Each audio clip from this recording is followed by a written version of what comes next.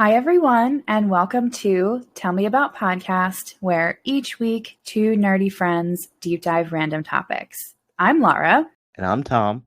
And this is episode number 28. Today, we begin our movie festival with one of my favorite movies and one of a lot of people's favorite movies, Back to the Future Part 1.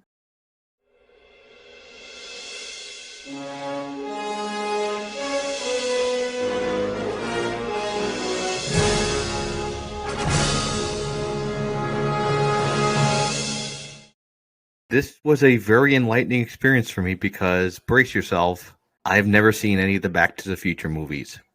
That's insane. It's insane that you haven't seen these. I live a very sheltered life. But now that you've seen it, at least you've seen the first part. We're going to do the second part next episode. So without giving anything away, what did you think about part one? Very well done. I thought the writing was really well done. Wonderfully cast.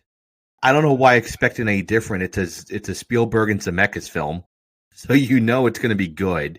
It's going to have depth to it. Like with any Spielberg Zemeckis film, there's like a little bit, there's not really that much that you're kind of asked to wrap your head around. Despite being kind of an outlandish story, which a lot of his movies are, there's something very grounded and real to them. I enjoyed it. I was not expecting how much I was going to enjoy it. I was patiently waiting to hear how you felt about it. And when you said that you really loved it, it's just like, okay, that's what I thought. Like I said, I know we're going to go through it, but there were some things I found extremely interesting. So I've seen this trilogy so many times over the years, and it was really great to do some background research and get a lot of behind the scenes details. And this was really one of the most fun episodes to research. So I'm really excited about this. So we're going to do a recap of the movie, and I'm going to be telling you a lot of fun facts along the way. So Tom, you ready to get into it? Great Scott, let's do it. Released in 1985, Back to the Future is an American science fiction movie and part one of a trilogy. As you mentioned, it was directed by Robert Zemeckis and written by both Robert Zemeckis and Bob Gale. Steven Spielberg quietly helped them get a development deal, as he didn't really want to be associated with it at first, as he and Zemeckis were coming off a few failed movies that they had worked on together. Spielberg, though, was given an executive producer credit, I believe, in all three of the movies. Which is wild considering how many movies they went on to make together that were successes in about every way imaginable after this. It was funny because in one interview that I saw, Zemeckis talked about how he thought his career would be over if him and Spielberg had one more failed movie. So he really wanted to keep, Spielberg's name out of it, but we'll see in a minute that he really kind of helped it get picked up. Zemeckis and Gale were friends from college, and Gale got the idea for Back to the Future in 1980 after finding and looking through his dad's old yearbook. He wondered if they would have ever been friends if he had attended school with his dad, and thus the idea for the movie was born. They shopped the idea around to different studios, and after 40 rejections, with a little help from Spielberg, they got a development deal with Universal Pictures. Most of the rejections they received were because the movie was too clean. Executives wanted more raunchy comedy with sexual themes and kind of like other movies of the decade. Disney, however, turned it down because they were appalled by the, quote, light incest between young Lorraine and Marty, and told Zemeckis and Gale that they would never greenlight the film for their audiences. That's an interesting way to put it. I mean, it technically is, but I don't think you think about it that way. I don't know.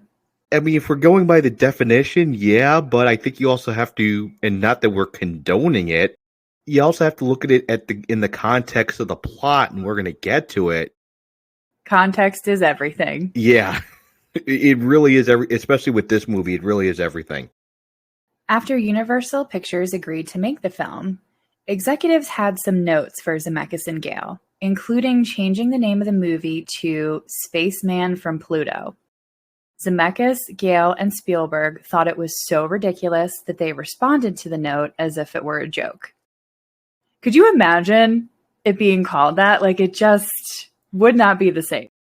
The ride at Universal would just not be as good. They also abandoned changes to the film that would have had Marty make more changes in 1955 that would have made 1985 more futuristic, as well as a storyline that George became a boxer after punching Biff. With a development deal in place, they started the process of casting.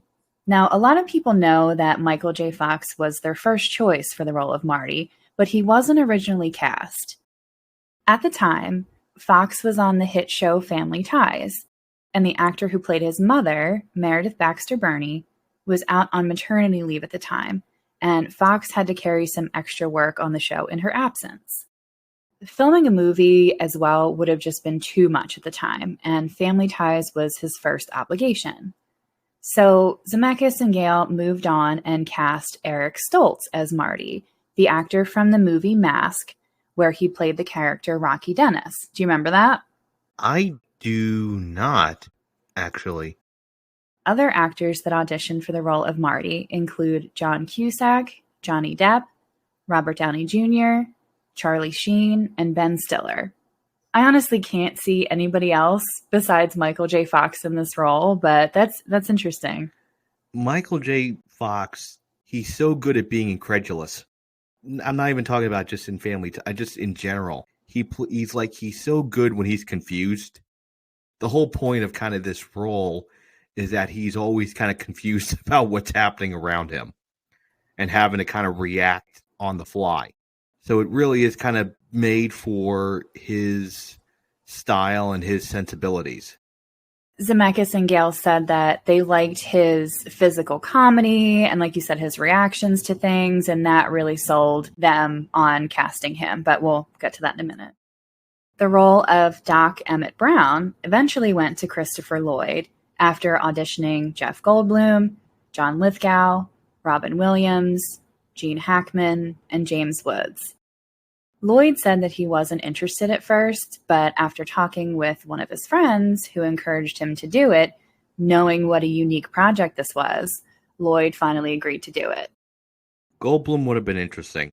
He would have. I think I would love to have seen that iteration of this movie with him in it. Great. Scott. Leah Thompson was cast in the role as Lorraine. Crispin Glover was cast as George. And Thomas F. Wilson was cast as Biff.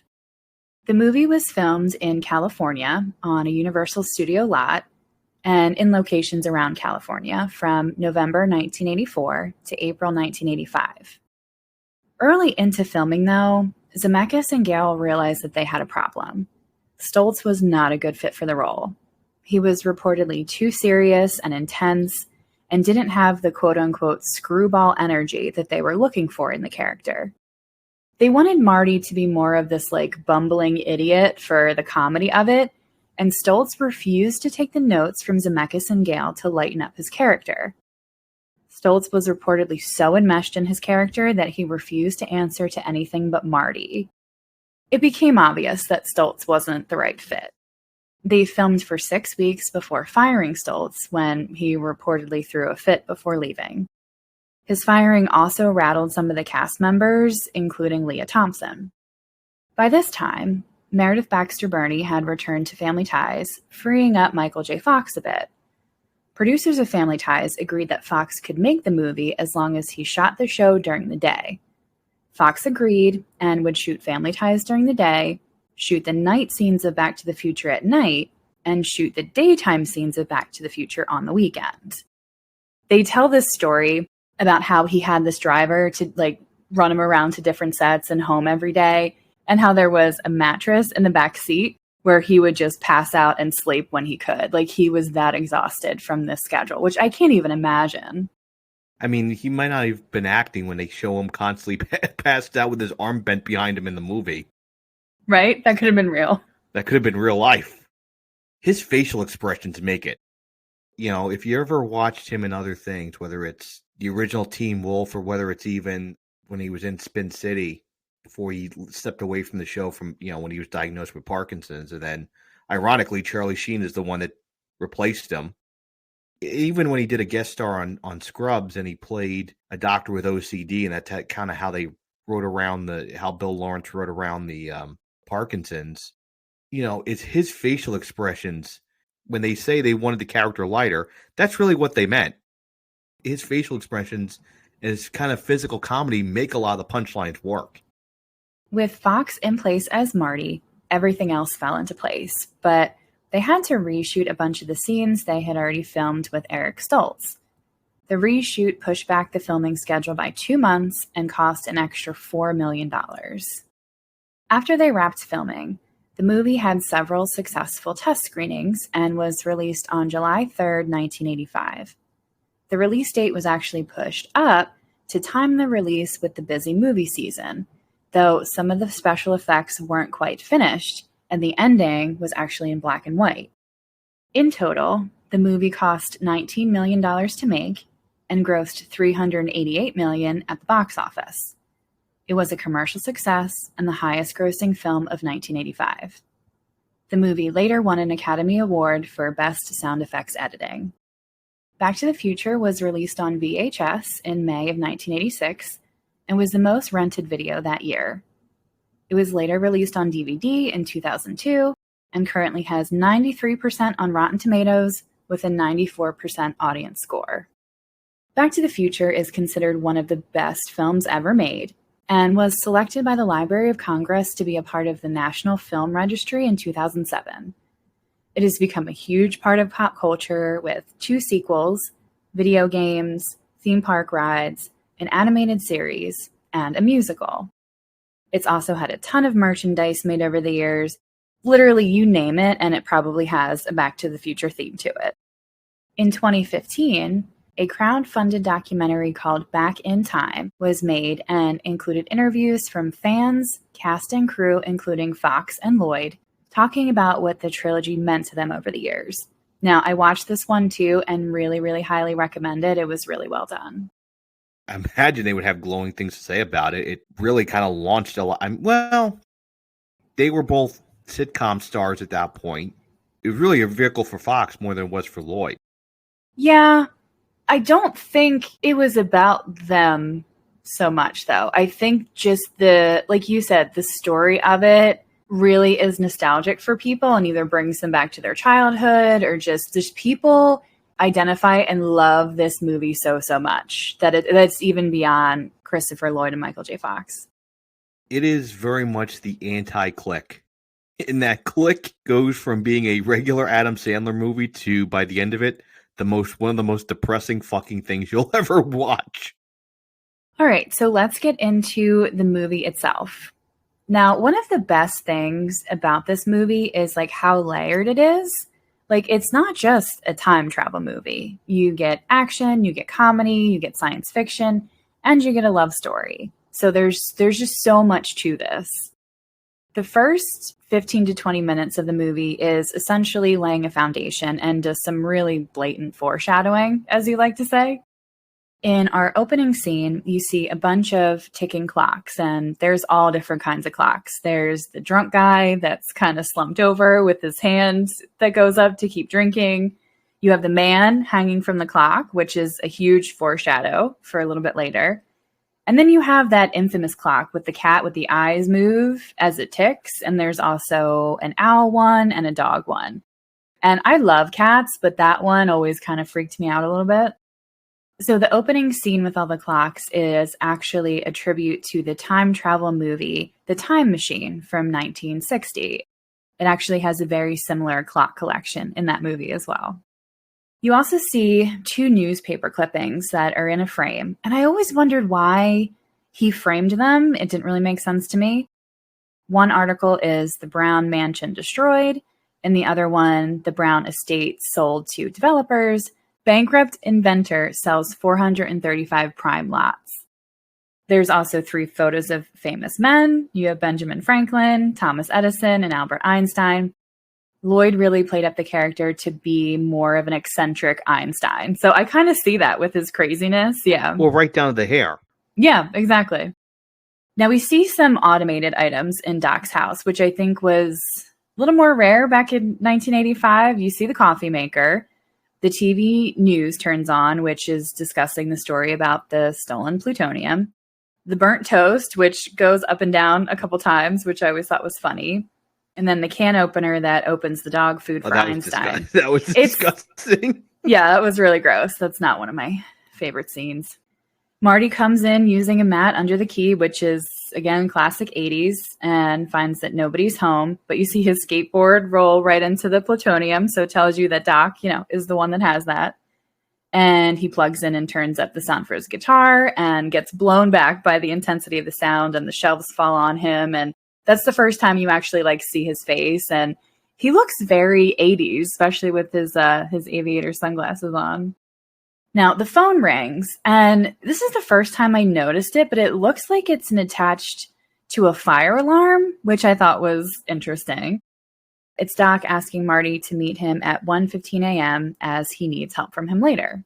Now, all the clocks go off, all but one on the floor, which I noticed, and they're all 25 minutes slow. And Doc says that his experiment was successful, but what was the experiment? That was never explained. So Marty realizes that he's late for school and heads out on his skateboard. Now, The Power of Love by Huey Lewis and the News is playing as Marty heads to school. Remember the times where there were actually soundtracks to movies? Yeah. And songs were written specifically for movies? And by the way, you can't get more 80s than Huey Lewis and the News. You really can't, no. Huey was asked to record a song for the movie, and after The Power of Love didn't fit super well with the theme, he also wrote the song Back in Time, which we will hear later. He hangs on to the back of cars while skateboarding, which would become a classic move for Marty McFly. It's definitely really ingenious and cool, but in hindsight, super dangerous. Now, Marty grabs onto a blue Jeep, and you see a guy driving with a Mountain Dew hat on. That is actually stunt coordinator Walter Scott, who was a little nervous to let Marty do that kind of on his own. Now you see him wave to the exercise class, and they're all dressed in, very 80s attire, and the leotards and the sweatbands and the high sock, and then the socks, mm-hmm. the leg warmers, yeah, the leg warmer ankle socks. Now you see the town sign, "Welcome to Hill Valley." And somebody pointed out that name doesn't even make sense. You can't be on a hill and in a valley. One of the documentaries I watched kind of made this point, that it was supposed to be just this any town suburb. And when the developers went to name it, they didn't really care what they were naming it. So that kind of makes sense. I get that. You also see posters for the re-election of Mayor Gordy Wilson. That'll come back in a bit. And as Marty heads to the school entrance, right off to the right on the school, you can see it written in graffiti, Lorraine Del Calvin. So I wonder if that was intentional, and some people think that it was as a little Easter egg. Marty meets Jennifer, and we later find out that it's his girlfriend, at the entrance to the school to avoid Principal Strickland. Strickland was played by James Tolkien, who appeared in all 3 movies and loved being in them. This is also a very much another 80s movie trope, the literal stick up his ass principal. Yeah. Mm-hmm. Reminds me of the principal in Ferris Bueller. Well, yeah. Now, Jennifer is played, at least in the first movie, by Claudia Wells, who was recast after Stoltz was fired. She replaced none other than Melora Hardin, Jan from The Office, who was found to be too tall to play Marty's girlfriend. There's a little fun fact for you. They get caught by Principal Strickland, and he lectures Marty about hanging out with Doc Brown, who is dangerous and a nutcase. Now, a lot of people wonder how Marty became best friends with a much older nuclear physicist, and they never really explain why. John Mulaney does this in a stand-up bit, and it's pretty hilarious. But that was always a question of how did these two become friends? And that was my question: is we never know how they. Is this something that gets addressed in later on in the movie and later on in the trilogy of how they actually meet in person? It does not, unfortunately. It's a huge plot hole of how these two became friends. Yeah, there's some theories out there that Marty kind of stumbled into Doc's lab and, and they got to talking and they both found each other useful for different reasons, See, I have a theory too, but I'm going to get to it at the end because it involves the letter. Now, Principal Strickland says to Marty that you're a slacker, just like your father, and that no McFly ever amounted to anything. Marty says that history is going to change. And his response, he was so unafraid, and it was with so much confidence. Like, I really respected him in that moment. Now, he goes to the gym for an audition for Battle of the Bands with his band, the Pinheads, which I forgot is what they were called. And if you look closely, you see a blonde guy on the left who is Michael J. Fox's guitar instructor. And you see these 4 judges lined up facing them, and they look really unimpressed. And I always wondered, why are they sitting so close together? Like, you have this huge gym, and they're sitting like less than an inch apart. Like, it always irritated me. But that's in every movie, though. Like, yeah, I remember. Well, no, because they weren't sitting that close in Bring It On. One of the judges stands up and says, "I'm sorry, you're just too darn loud." Now, that judge is none other than Huey Lewis himself, who agreed to make a cameo in the movie, but did not want to be credited. Also, what the fuck does too loud mean? I don't know. It's all relative, I guess. Marty is heading home, walking with Jennifer while complaining about the rejection. And you again see and hear a re-elect Goldie Wilson van go by. And Marty gets distracted by the girls in the workout gear that are walking by. And it's literally the meme of the guy walking with his girlfriend turning around to stare at another girl, just in the 80s version. Well, and one of the things you're going to see, I noticed, is that there were a lot of running gags throughout the entire movie. You do see some repeat jokes come up, yeah. There's not anything in the movie that's not either revisited at some point or recycled or set up for something else. Like everything, literally every part of the movie is used as a setup for something else. And that was very intentional by Zemeckis and Gale. They wanted everything to connect to each other.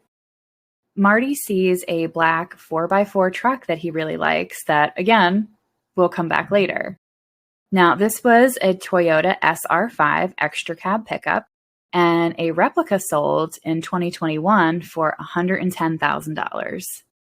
Marty and Jennifer sit and talk about how his mom wouldn't approve of him spending overnight with a girl, and she never did things like that, and says, I think she was a nun, and we will see later that this is very much not true. The Save the Clock Tower lady comes up and is shaking the collection can in their face, saying that the mayor wants to replace it. And she explains about the storm 30 years ago when the lightning struck the clock tower and that it hasn't run since. She feels it should be preserved as a part of the town's history. And obviously, this will become a crucial part of the storyline later. Something that I never noticed as a kid that I found in my research is the marquee on the movie theater in the background. And on the left side, it says X-rated, open 24 hours. And on the right, it says Orgy, American style. Now, this was an actual movie back in the day. And they were really just openly advertising porn movies in the middle of downtown Hill Valley. So that was a little weird. I guess my question is, was that like an actual town or was it just part of the set? Oh, that was part of the set. Okay. Now we see Marty skateboard home and turn into the Lion Estates neighborhood. And he sees a tow truck taking away a smashed vehicle from his driveway. Inside the house, we meet Biff and Marty's dad, George. Biff crashed the car and is avoiding any kind of blame. He notes that he spilled beer on himself while driving, because, of course, this asshole was drinking while driving, though I did look it up, and it actually wasn't illegal nationally until 1988, so I don't even think he could be arrested for that. America. A reminder that there was literally a backlash against seatbelt and drinking and driving laws. So you see that they're establishing the relationship between Biff and George, and that Biff bullies George into doing his work for him and is also his supervisor. George is very nerdy and can't stand up for himself. Marty is upset about the car, but you can also tell that he has no respect for his dad, at least in this moment. Now, at the dinner table, George dumps out a box full of peanut brittle into a bowl, and I just learned this on the rewatch because I always thought it was just crackers. So to learn that it was peanut brittle was new. You also noticed the Diet Pepsi product placement. Now, Pepsi provided free products to the cast and crew in order to get their name and the logo to be in the movie. We then meet Marty's mom, played by Leah Thompson, who is in noticeable heavy prosthetics. Zemeckis and Gale made the decision early on to keep the same characters instead of casting younger replacements, and it really worked out for the better. You get to see the same characters played by the same actors in different stages of their life. And I really don't think the movie would have had the same impact if they were replaced by other actors. What do you think? No, and it gets back to there's no empty calories in the movie. Everything is done for a purpose. Everything that's done is either revisited or reused or recycled or becomes a running joke and I know there's a major plot hole we're going to get to. It just gives a more consistent, realistic approach. Agreed. I think that was part of the genius of it. Makeup artist Ken Chase talked about the heavy makeup that they used to age the characters and how he had a hard time balancing aging the actors with retaining enough of their natural appearance to be recognizable. Lorraine had the most facial prosthetics, and George and Biff had some as well, but more so in part 2. To be honest, I did not know that was Leah Thompson, the first part of the movie. Yeah. I couldn't tell. I think for me, just seeing it so many times, when I look at her face, I feel like it's so obvious that she's got this shit packed on her face, but... Well, also, too, I haven't seen her in enough things to recognize, her face. Or I know who she is, and, I recognize her face. I just don't... Like I said, I didn't see it right away. And I didn't realize it was all just prosthetics until you told me that. Fun facts. Now, they try not to have any super close-up shots of them, though, like I said, you can tell, but I can tell. Now, Doc didn't change that much. They mostly use makeup to do, shadows on his face and to put some wrinkles in, especially on his neck, which you can see really prominently in the next scene. We also meet Marty's siblings, Linda, who was played by Wendy Jo Spencer, and Dave, who was played by Mark McClure. And they both played siblings in prior movies that was written and directed by Zemeckis and Gale, so they were well known to them. In the movie, they were both kind of losers, and Lorraine talks about how it's inappropriate for girls to be chasing boys. And it's like, okay, Lorraine, it does speak to the theme of parents wanting to portray themselves as more innocent than they actually were to their kids, and I do get that, but knowing what you know later, it's that was not you, Lorraine. Let's not bullshit here. But well, and I think it just goes back to you're going to see recurring things all throughout the movie, and that's just, again, it's just setting it up for what's coming. Now we find out that Uncle Joey did not make parole, and the cake with the jailbird was always really hilarious to me, even as a kid. I loved it. Lorraine tells a story about meeting George when her dad hit him with a car and them going to the Enchantment Under the Sea dance where they fell in love, so essentially establishing their story. She tells it very lovingly, only to be juxtaposed with what a nerdy loser her husband is who isn't even paying attention to the story.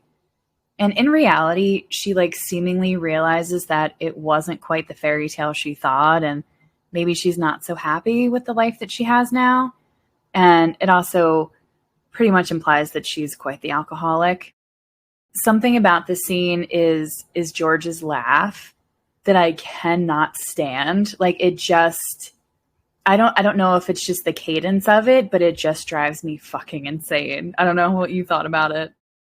Well, it plays up the trope of the oblivious dad character. I mean, I didn't notice the laugh. I just noticed that there's just no interaction. Which is sad.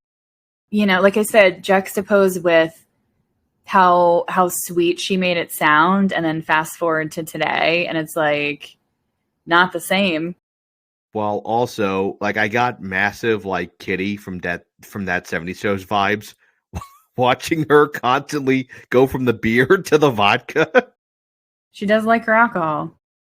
Now, Marty is asleep on his bed in a very weird position. Can I just say he likes to sleep in odd positions, but That might not be a direction. That may have just been him being fucking exhausted, filming a movie on the nights and weekends and filming a sitcom, a live action sitcom, multi-camera sitcom during the day. now he's woken up by a call from Doc, who asks him to pick up the video camera on his way to meet him. Marty arrives at Twin Pines Mall, and I want you to notice the sign because that's going to change later. Now, remember when malls were like really big and like everybody went there and it was such like a happening place to be, and it's just thanks to Amazon, it's not even a thing anymore. I mean, that's basically like half of the plot of Stranger Things 3 is the mall. You know, the mall was everything. By the way, Twin Pines Mall is actually a real place. Oh, look at that. Okay. 'Cause I had to go and check. And I think the actual sign is still there. I remember like Walden Books. I didn't go to JCPenney all that much.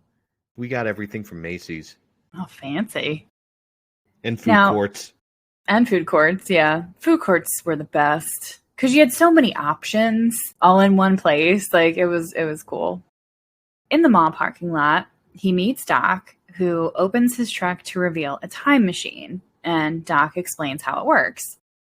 I found a ton of information about the DeLorean, so get comfortable. Zemeckis and Gale first came up with the idea for a time machine that was a stationary object. And one of the first iterations of this was a refrigerator. They decided against it, though, because they thought kids would shut themselves in a fridge trying to time travel after seeing the movie. They settled on the time machine being a vehicle and chose a DeLorean DMC-12. The car was not at all popular before the movie, but would eventually become the most iconic vehicles in movie history. At the time, Ford had offered $75,000 for them to use a Ford Mustang instead, to which Bob Gale responded, quote, "Doc Brown doesn't drive a fucking Mustang," which I thought that was good. And that's why they put Toyotas in the movie instead. Now, it was intended for the vehicle to look kind of futuristic, but a car that also looked like it was built in a garage and put together from common parts. Those gull wing doors were meant to look like a UFO to a 1950s family, and I think they really did achieve that. Now, the original DeLorean only went up to 85 miles per hour, and they had to modify the speedometer to go up to 95 miles per hour in order to accommodate the 88 miles per hour needed to time travel. So this was an actual car. Correct, yes. They made a bunch of these, but I don't think the company lasted very long. I think it was under 10 years before they went bankrupt, even after the movie. But this was an actual car, yes. It has like a very 80s look. Mm-hmm. If you're asking yourself, why did they choose 88 miles per hour for the time travel speed? Well, they said it was chosen because 1, it was easy to remember, and 2, it looked cool on the speedometer. Now, 3 DeLoreans were made for the movie. 1 for stunts, 1 for special effects, and 1 for close-ups. And it had the perfect detail in the license plate that said "out of time." And I love that detail. I thought that was really good. Now, it was also equipped with the flux capacitor, time circuits, and the destination keyboard. The problem was that the DeLorean was really unreliable and it broke down a lot. And Michael J. Fox reportedly hated the car because it was so tight in the vehicle, especially with the camera next to him in the passenger seat. Now, back to the story. At Twin Pines Mall, Doc sends Einstein to the future, controlling the vehicle with a giant remote control, which I also thought was a nice detail. And when I was a kid, like I was really worried that something happened to the dog. Even after seeing it a couple times, like I would get so nervous that the dog wouldn't be okay, but the dog is fine. And actually, some of the shots of the dog in the car were actually a man in a dog suit. So wasn't even him the whole time. Now, I love the line that Doc says, "You're going to see some serious shit," like as the DeLorean races towards them. But my question is, and always has been, how was he so confident that it was going to work? Like he put himself and Marty in harm's way if it didn't work. Like they would have been run over if this didn't happen the way he thought. So I thought he was really going out on a limb there with this, but well, what you find out now is it's a little bit of foreshadowing. It's not really explained that early on in the movie. Basically, the first, 25, 30 minutes of the movie is asking you to make kind of giant leaps of faith and leaps of logic that just are not explained. It's kind of weird because you kind of dropped into the middle of the story without even knowing how you got there in the first place. I can see that, yeah. The DeLorean, of course, disappears, leaving 2 trails of flames where Marty and Doc are standing. Now, some people over the years have taken issue with the fact that the flames should have caught them on fire. And it's like, okay, really? We've got dogs appearing into space. We got space-time continuum.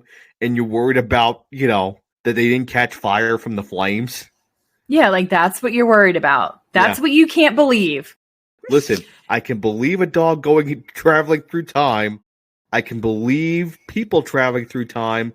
I can believe that someone may encounter themselves at a car traveling through time, but you're angry that, that's massive, Neil deGrasse Tyson energy. You're asking all this disbelief. Yeah, but they didn't catch fire, though. That's not realistic. The DeLorean comes back to present day with Einstein intact, thank God. But the car is frozen on the outside.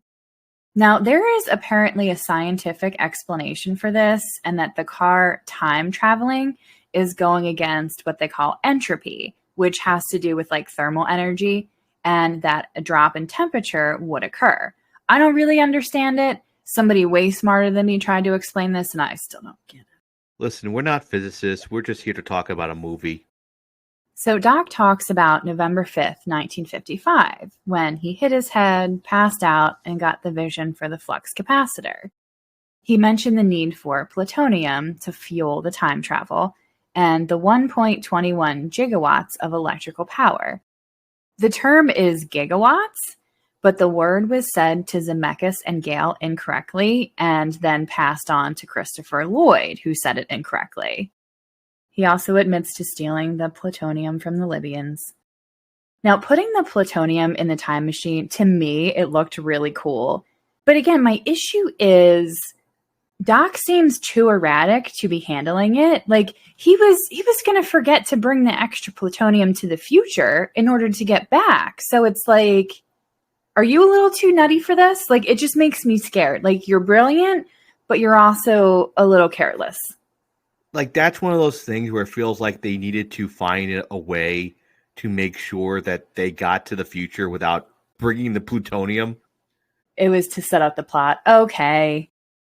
He originally planned on traveling 25 years in the future when the Libyans showed up and shot him. Casual racism. They actually said how they chose Libyans because in the 80s there was a lot of negative feelings about the Middle East at the time, so they thought that was the right choice. I don't know. Like I said, casual racism. Now, it was kind of amusing to me that Doc tries to shoot with a jammed handgun as they are shooting at him with assault rifles. It's very different. Marty gets in the time machine and is being chased by the Libyans. And did you catch the ridiculous flamethrower that they pulled out? It's so bad. Listen, I demand realism when it comes to my assault weapons. Now, Marty accidentally goes back to the past when he hits 88 miles per hour, to November 5th, 1955, which was set in the DeLorean destination keypad. Now, Zemeckis and Gale wanted the time travel to be an accident, to show that the main character wasn't going there for any sort of personal gain, which I thought was genius. And they really intended the time travel to be instantaneous and didn't want an actual time traveling scene. Like, I kind of agree with that because I think it would have made it a lot more hokey. It would have felt like Rocky and Bullwinkle with Mr. Peabody. So Marty arrives in 1955 and he crashes into a scarecrow and then in a barn on Peabody's farm, which Doc kind of alluded to. That's what the land that the mall was on used to be Peabody's farm. They chose the name Peabody from the Mr. Sherman and Peabody cartoon about time traveling. Now, the family comes out to investigate and think that Marty is a UFO. And his physical comedy in this scene is so great. And it just made me think that, like, this was something that Eric Stoltz, like, wouldn't have brought to that character, you know? Mutated son of a bitch. Now, as Marty takes off, he takes out their mailbox and one of the 2 pine trees. He drives to his neighborhood, which hasn't been built yet, and scares off an elderly couple in a car, which is also kind of hilarious. And the DeLorean breaks down and is out of plutonium, so he hides it behind the billboard. Marty walks into downtown Hill Valley while the song Sandman is playing. Zemeckis and Gale wanted it to seem like a dream for Marty, and that he was kind of walking through his own version of Wizard of Oz, which I see that now, and I love that thought process, that they wanted it to look like that. Well, and again, Zemeckis is all about realism. If you ever see, like, the movie Contact that he did, that he won that is Academy Award winning, and that's about Jodie Foster basically inadvertently coming in contact with aliens. It's based on an Asimov short story. So a lot of scientists have basically said that if we were ever to make contact with a extraterrestrial being, like, how it's portrayed in the movie is probably how something close to what it would be. So, like, for example, with the time travel, I'm imagining it would be instantaneous. So you see that the downtown of Hill Valley everything is different, and it definitely seems like more quaint. And you can see in the background, there is a travel service store that I think you can see in the present day version as well, but it's a different sign.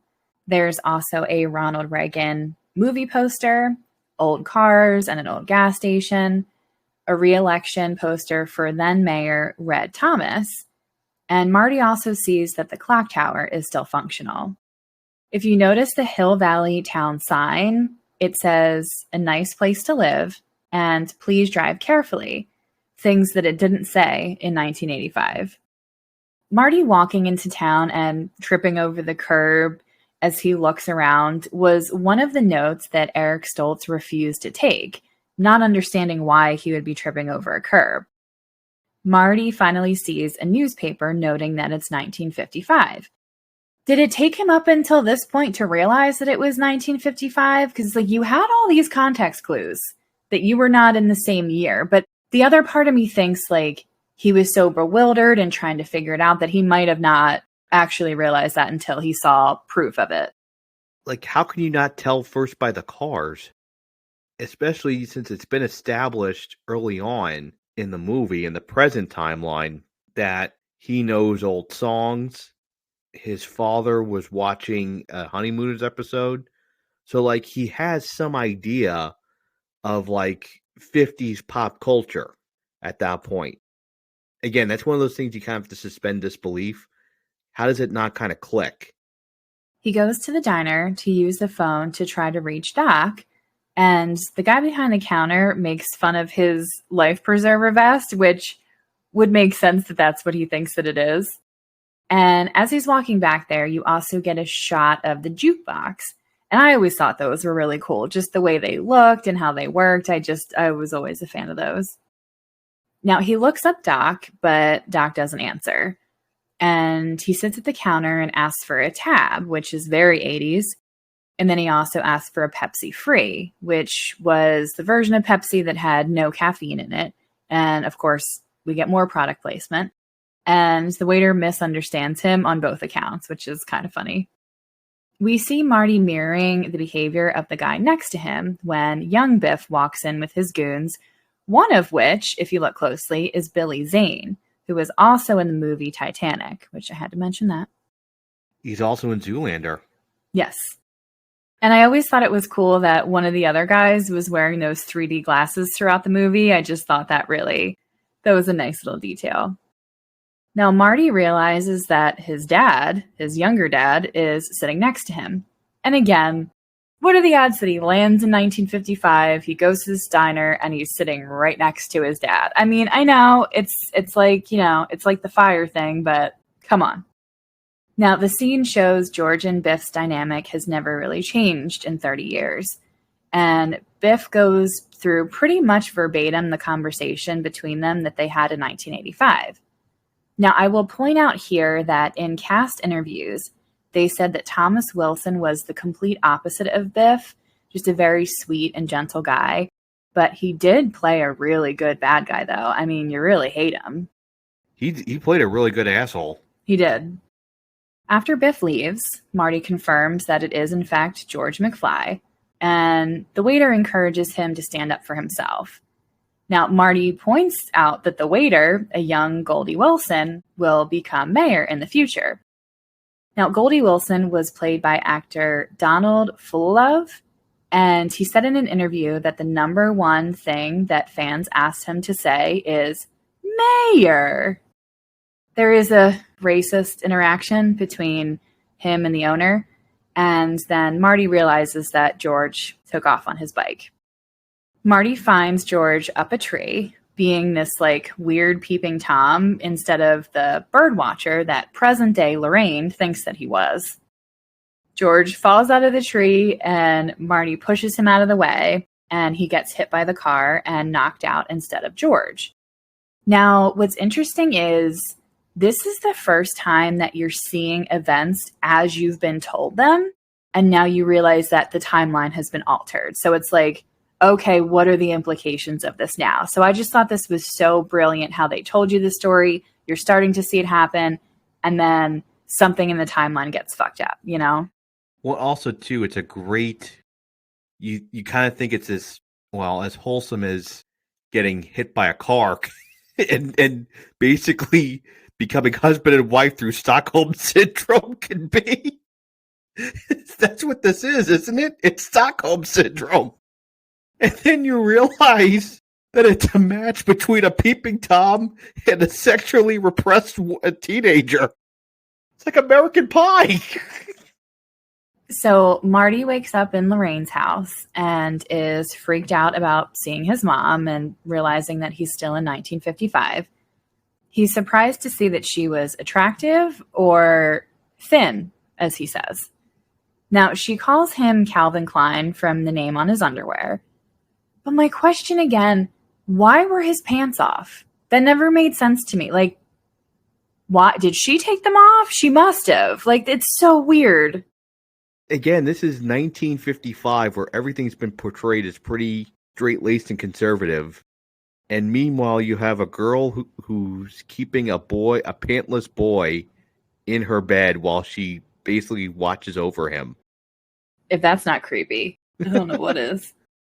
Now, in other countries where this movie aired, they had to change the name Calvin Klein to another local underwear brand because at the time, Calvin Klein wasn't known outside the US. I also think the comedy of Marty falling while trying to put his pants back on really breaks up the awkwardness of the scene, and it's really funny physical comedy. At the dinner table, he meets his grandparents, his aunts, and uncles, though much younger.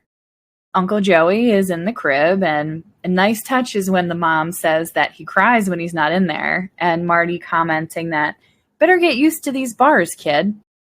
Joey is also wearing a striped shirt, if you notice, and it was intended to look more like a prison uniform.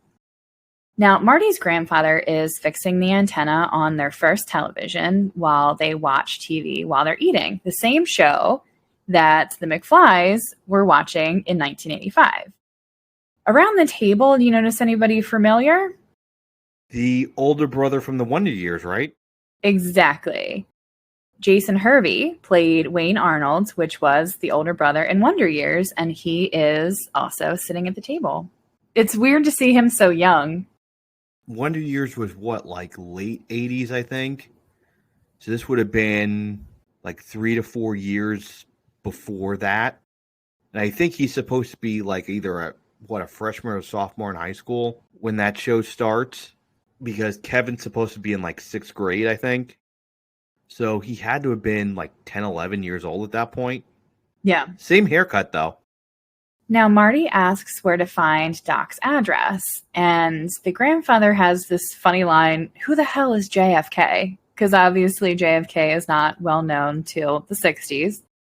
And Marty is so awkward and uncomfortable in this scene, and he freaks out and leaves when Lorraine squeezes his leg.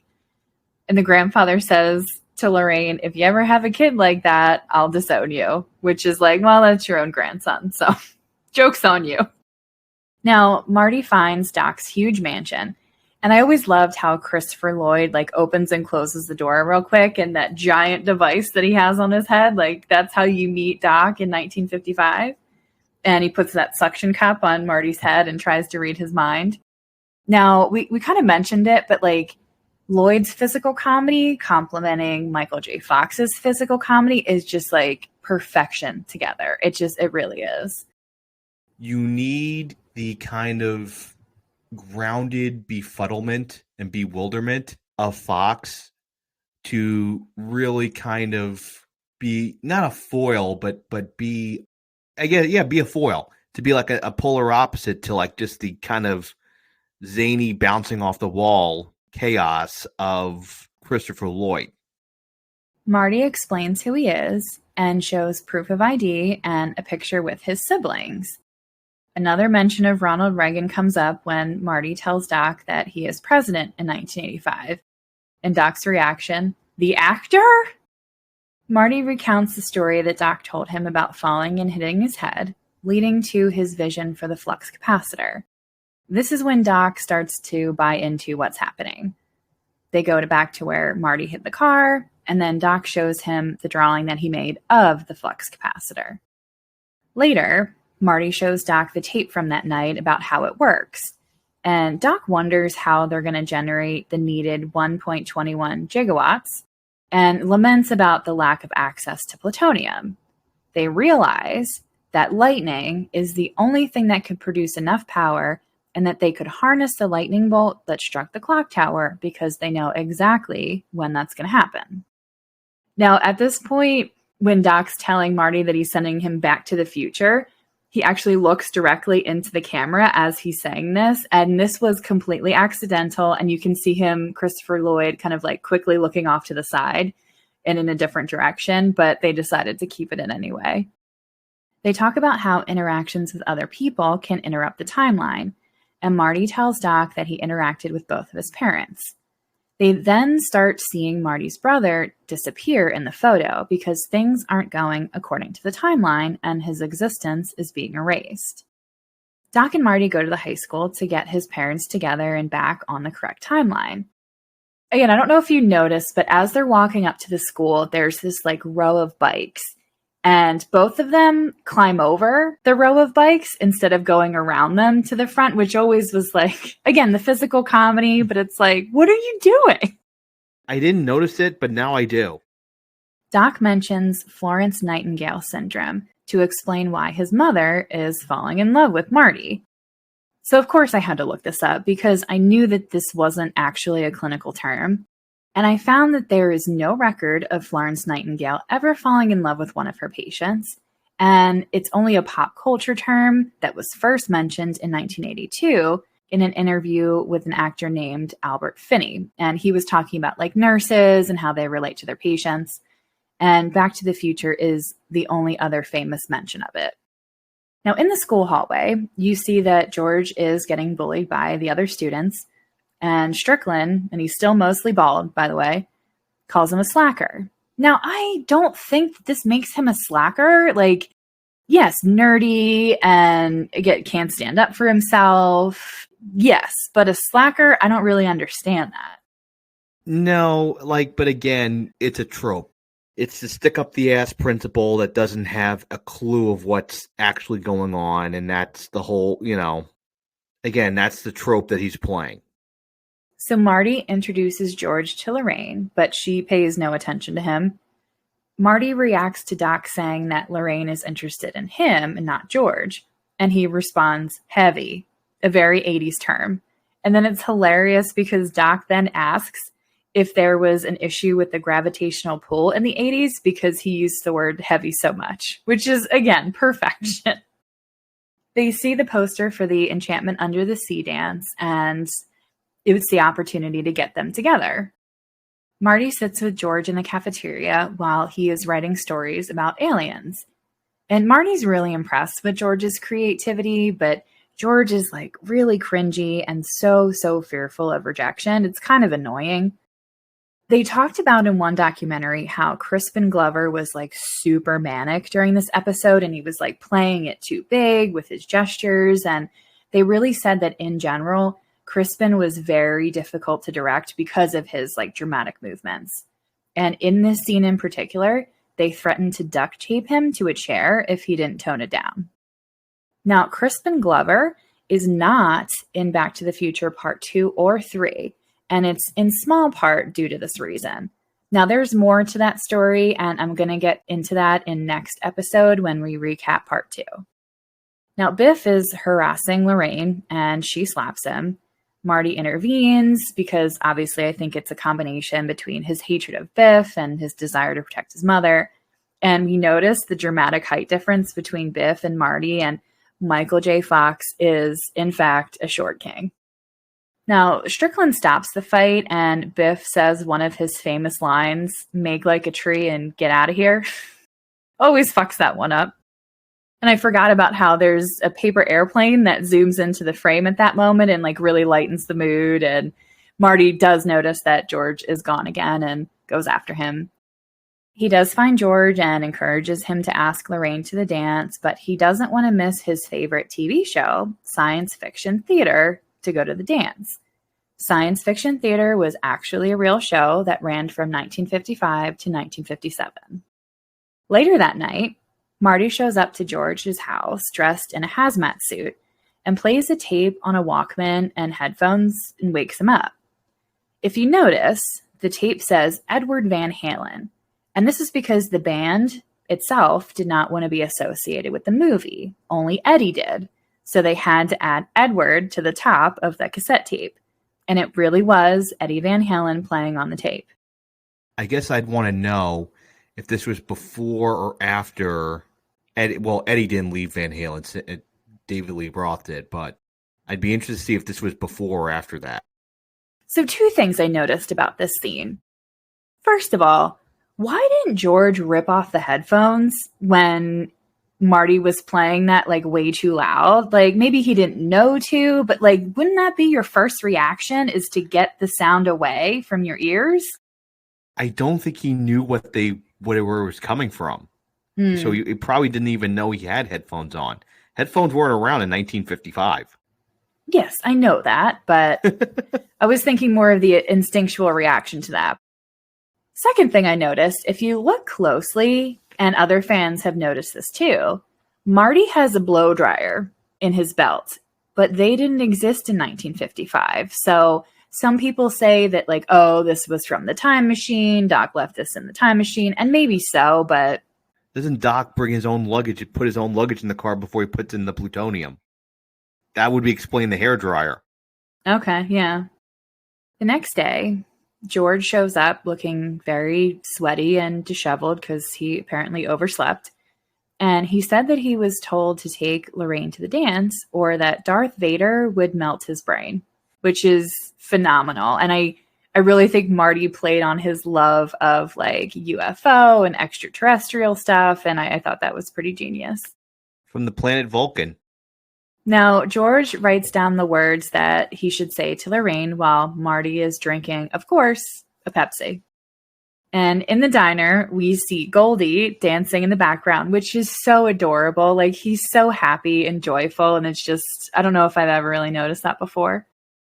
George asks for a chocolate milk, and If you notice, it seemed to slide to him really, really quickly, but I really do love the fact that he asked for chocolate milk specifically. Well, listen, if you're going balls to the wall, you got to get a yoo-hoo.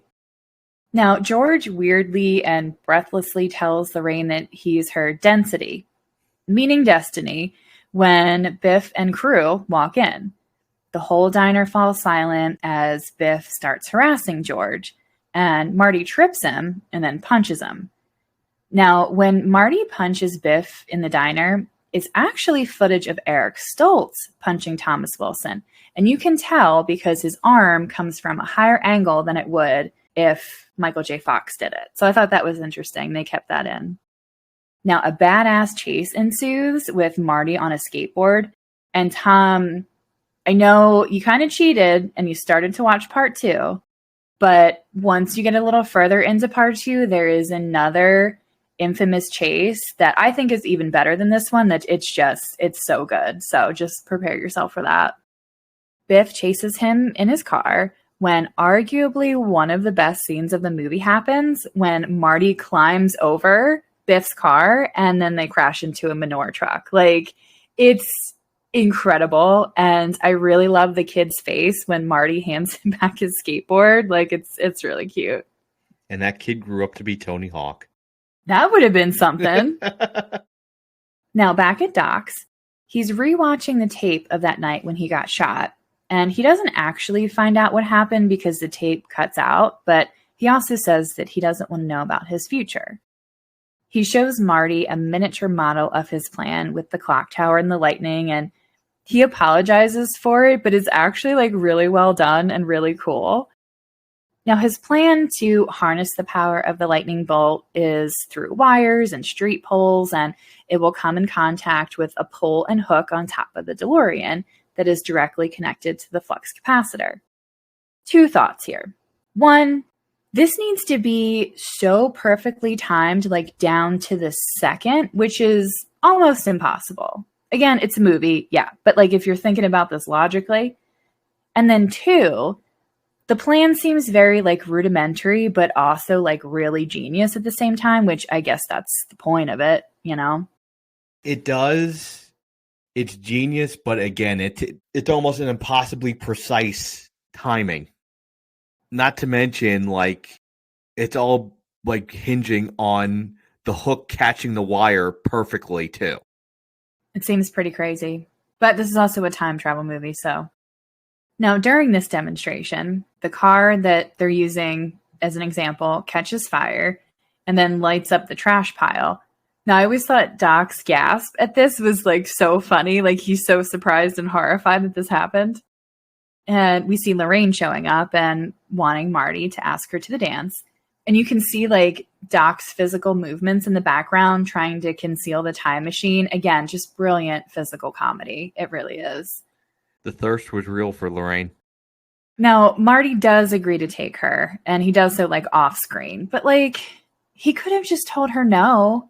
You know what I mean? But I guess he wanted to control the situation as much as he could. Now, Marty goes to George's house and he tells him a plan for him to rescue Lorraine in the parking lot of the dance and the need for him to stand up for himself and show he's a man because it seems to be what Lorraine is looking for. It's funny because Marty calls him dad by accident and George is like pointing at him with a bra. And it's really, he's so nervous, but he also, to me, comes off like very cute and it's a funny scene. Now, before the dance, Marty is talking on the street by the clock tower with Doc. And he said that he's happy that Marty came. And I also really love the way that like Doc just throws his coat at him. Like it's a cool little scene too. Marty again tries to tell him about the future and getting shot that night, but Doc won't listen to him. So he writes a letter instead and puts it in his coat pocket. A cop comes by and inquires with Doc about what he's doing with the wires, to which he says that it's a weather experiment, which is kind of true. Yeah. Now at the dance, we see the band playing, Marvin Berry and the Starlighters. Now I did notice that the detail of the decorations for the dance, they're really cool. Like there are shells and mermaids, and I noticed a Poseidon statue. there's like underwater plant life and fish everywhere. And I was really impressed by this for a school dance, you know? Our school dances weren't that good. No, agreed. I don't think we had any decorations, or maybe just minimal at best, but A balloon. one single balloon. So we see George kind of like weirdly dancing by himself, like waiting for his cue to go to the parking lot.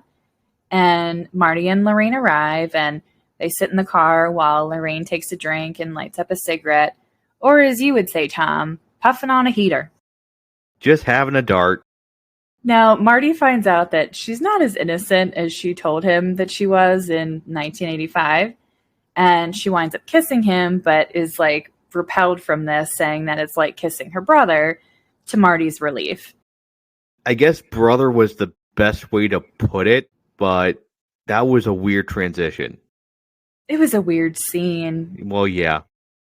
But to see Marty like kind of like scared in the corner, it was like, yeah, I feel that. I feel that right now. Biff rips Marty out of the car, saying that he caused $300 worth of damage to his car, which I imagine was a lot of money back in 1955. Nah, that's probably about right. There was a lot of shit in that car. Now, Biff's goons carry Marty off and lock him in the trunk of the band's car as they were toking on some weed. Now, there's a brief interaction between the goons and the band, and again, there's a racist remark that's made before they get chased off. Now, again, something I never noticed, if you look at the back of the band's car, like it is jam-packed with shit. Like you would not be able to see out of the back. And I never really noticed that before, but it was pretty crazy. Also, how do 5 people fit in there with all that stuff in the back? Good question. Now they realize that Marty is locked in the trunk with the keys. So George comes to the parking lot to find Lorraine, who he thinks is with Marty.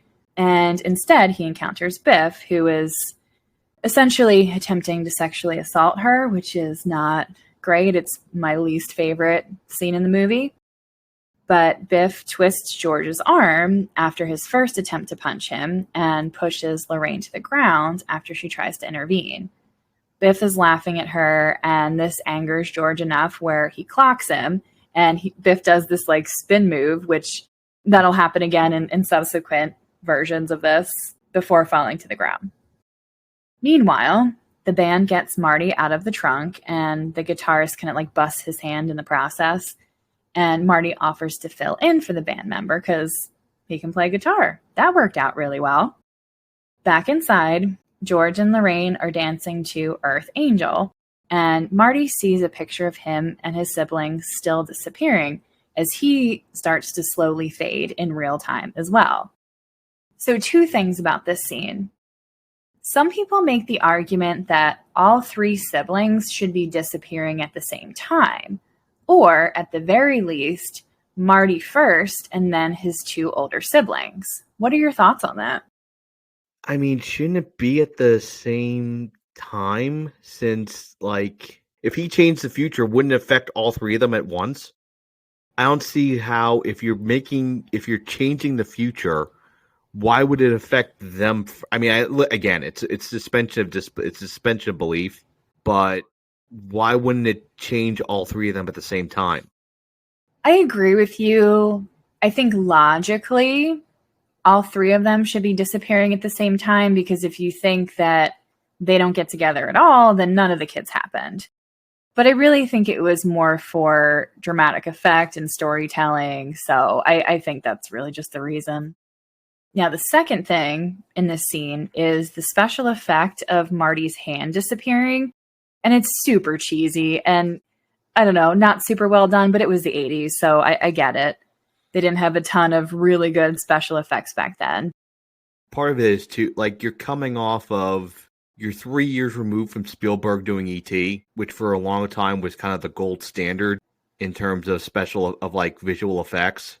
And so even now, that would be considered pretty tame by comparison.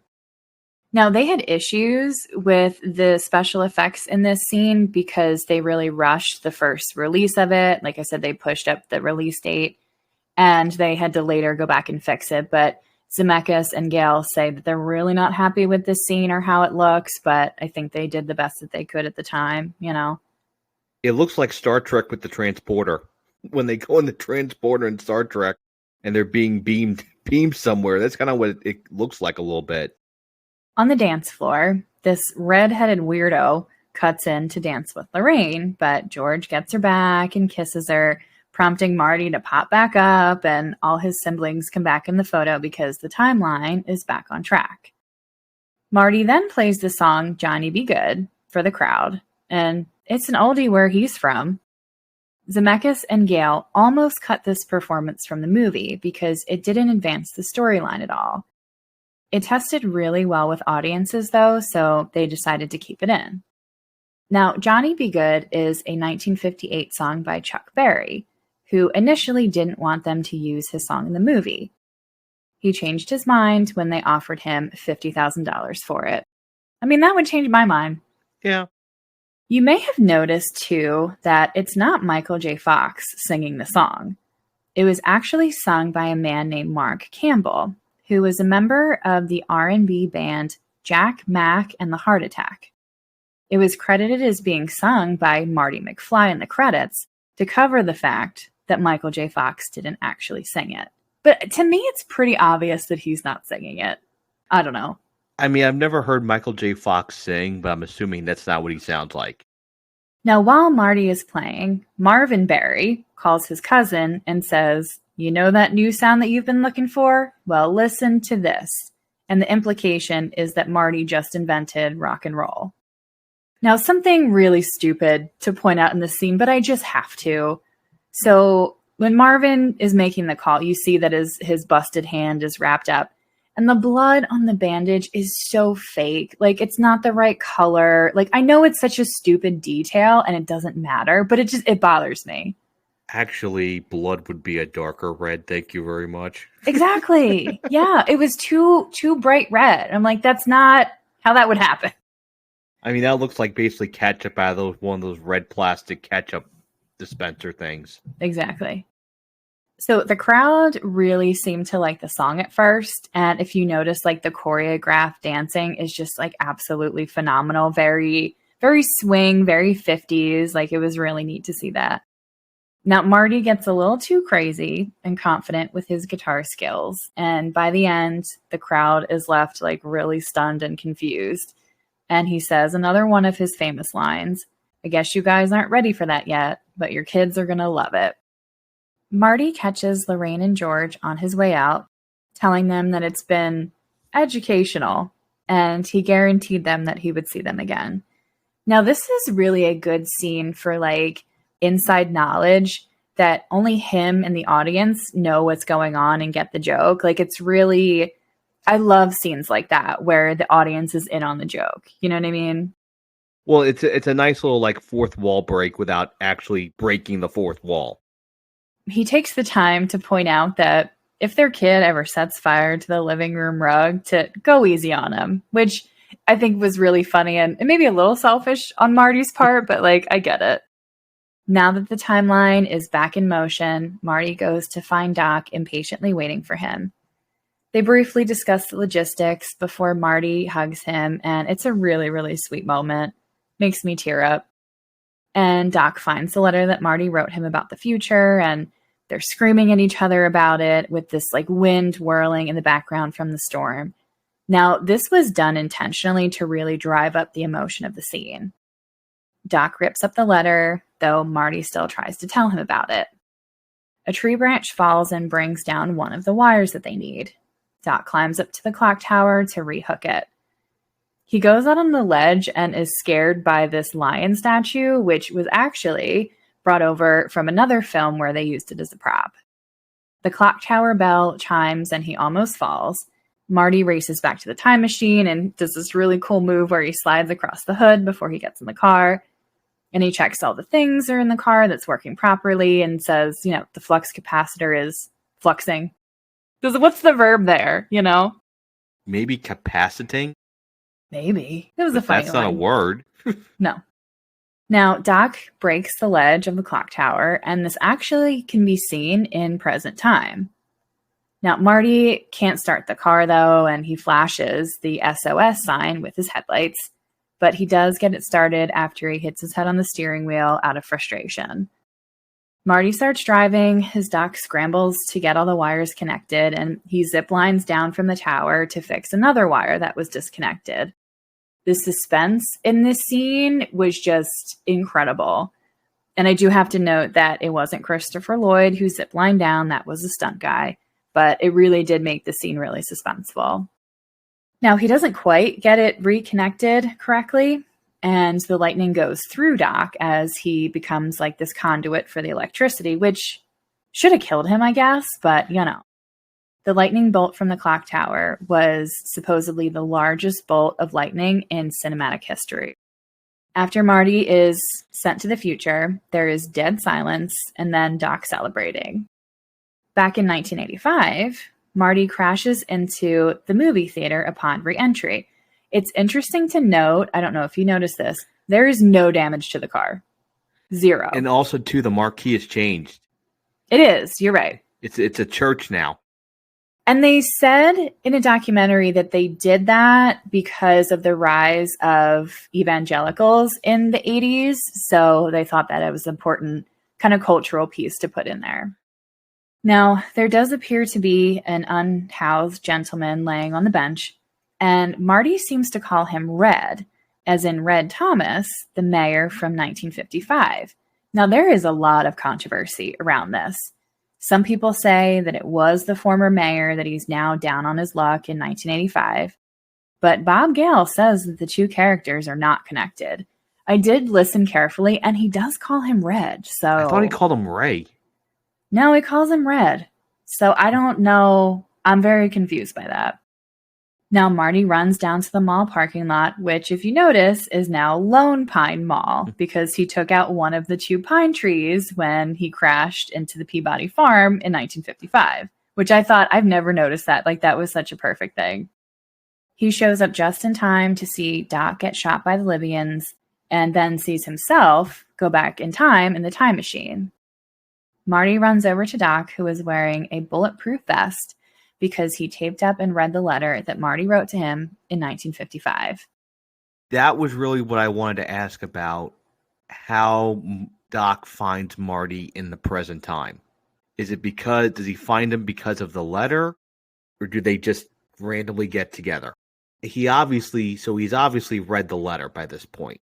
Can you then assume that he sought Marty out himself, and that's how they became friends in the 80s? I don't know. That's a good question.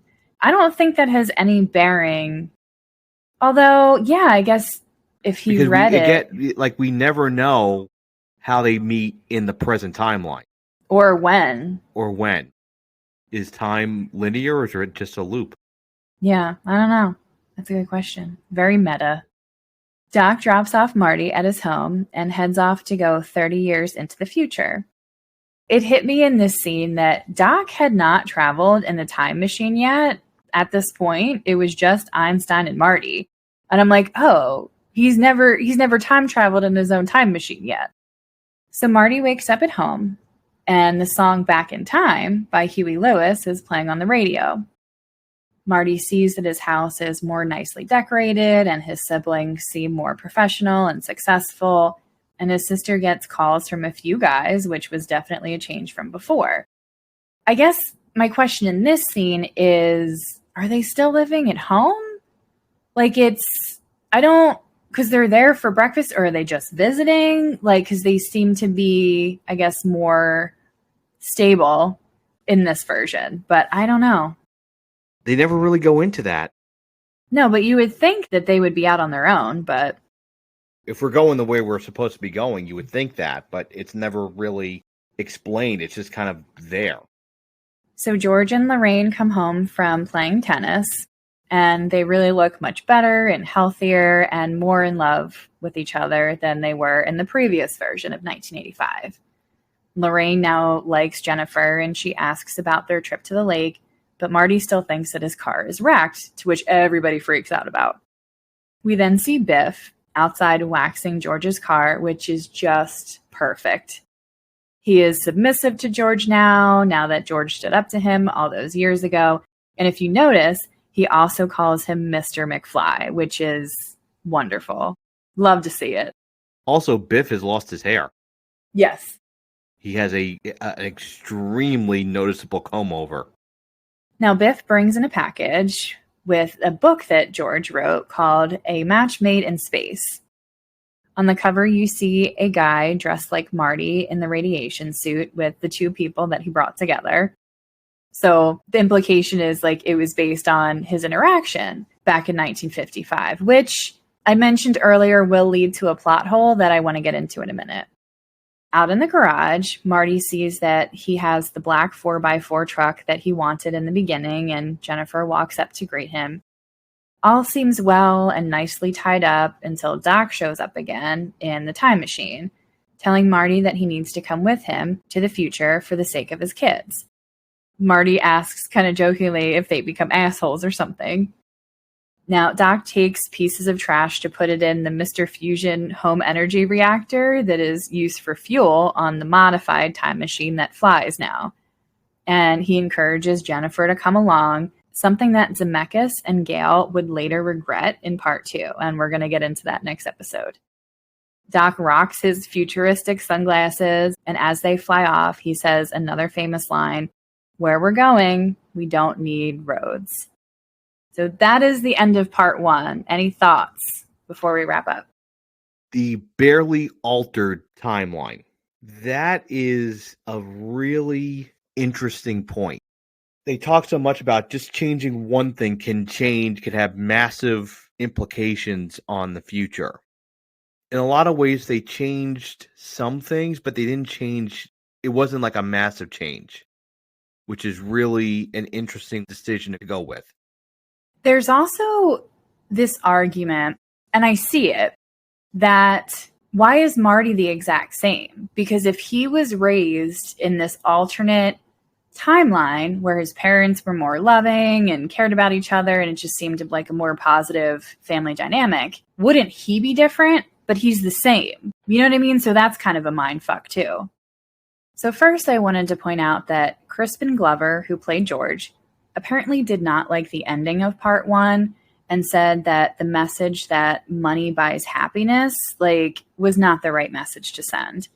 Now, I think he really missed the point of this, because to me, the message is that it's confidence and believing in yourself that leads to success and happiness, not money. That's not the message. Would you agree with that?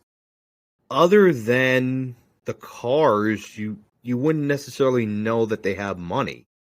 When he gets up, the home is it's nice, but it's not extravagant. It's not a mansion. It's not lavish. It looks what you would expect kind of a middle, quote unquote, middle class home to look like in the 80s.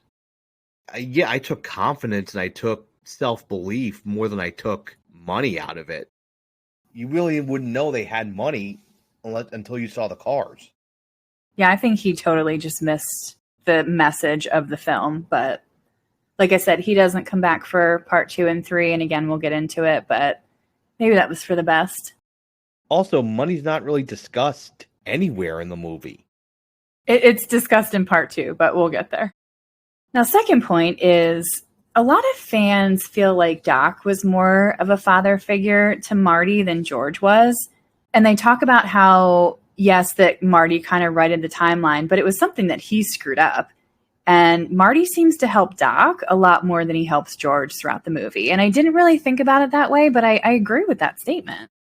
Yeah, because, Doc doesn't really bring up the fact that he could alter the present timeline until it's already way too late. Well, he never anticipated Marty time traveling and not him. Something else I wanted to mention is you notice that President Reagan was brought up a few times throughout the movie, and he apparently loved this movie. He actually made reference to it in a State of the Union address when he was president. So I think he really loved that he was mentioned in this film. I think Ronald Reagan also just liked being mentioned. True, I could see that. Yeah. In a positive light. One of the last things that I wanted to mention, we alluded to in the beginning, is this plot hole that a lot of people point out about this movie. Some people have really argued about this over the years, that how did Marty's parents not recognize him as the Marty that they met in 1955? I mean, he looks the exact same. As I mentioned, the book cover of the book that George wrote had the guy in the radiation suit. So you had some reference to it. Like, you didn't completely forget about it. So it's this huge plot hole that people don't really understand. I found 2 theories on this, but Tom, I want to hear what you think first. I mean, I think you could just kind of dismiss it as deja vu, which is probably how, if I know how Zemeckis and Spielberg tend to do things, that's probably what it'll be just dismissed as. It'll just like one of those like, huh, that's weird. In this situation, it kind of works. But I do want to hear the theories. So the 2 theories that answer this plot hole is, 1, Chris Pratt, the actor, actually suggested that time protects itself from unraveling. So that's why they don't recognize him. So you don't get stuck in this like weird space-time continuum where they recognize something is off. So that's one thing. I don't know if I necessarily go along with that. And it's his own kind of theory. It is nothing connected with the movie. So I don't know. You're getting into like Matrix stuff with that. The second argument was from Bob Gale himself, and he says that Lorraine and George saw Marty for only a few days 20 plus years ago, and without a photo reference and a hazy recollection, it kind of makes sense that they don't make the connection, which that seems more plausible. And I get that, because if you think 20 plus years ago, somebody that you met a couple days of your life, I don't think I would remember them very well. And that's why I'm saying it would probably just be dismissed as deja vu. That answers that question to the plot hole. I don't know how well it answers it, but to me, I get it. Now, the last thing I'll say is a sequel to this movie was not initially planned, and the to be continued was actually added at the end of the home video version when they realized they were going to make a sequel. They actually wrote the ending of the movie for Marty and Doc to continue their adventure off-screen in the future. Due to the massive success of Part 1, Universal wanted to move forward with the sequel. Zemeckis and Gale were unsure that they wanted to do it, but Universal said they would do it with or without him, so they got on board. I'm very surprised that they did that, because like the story always was that, for example, Spielberg was very protective of doing anything related to a sequel of E.T. Knowing the kind of the cachet that Spielberg had, I'm surprised they kind of forced their hand on that. I mean, I think that's a good point, but I don't think, like I said, Spielberg was a little more in the background of this trilogy, so I don't think he has much say with the studio, first of all.